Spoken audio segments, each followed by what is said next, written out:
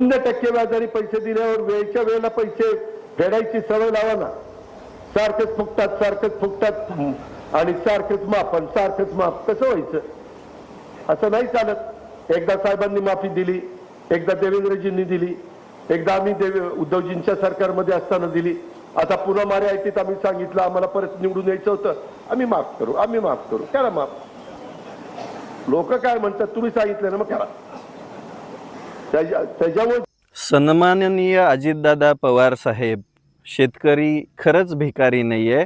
एक गोष्ट लक्षात घ्या, तुम्ही आमच्या शेतमालाला योग्य भाव द्या, आमच्या शेतमालाची विक्री व्यवस्था व्यवस्थित उभा करा. आमचा शेतकरी खरंच इन्कम टॅक्स भरू शकतो जर तुम्ही ती योग्य व्यवस्था केली तर. कर्जमाफी करावी लागते, कारण की अतिवृष्टीसारखा पाऊस पडतो, कधी दुष्काळ पडतो. शेतकरी उत्पन्न घेण्यासाठी पिकं लावतो, पण उत्पादनापेक्षा उत्पादन खर्च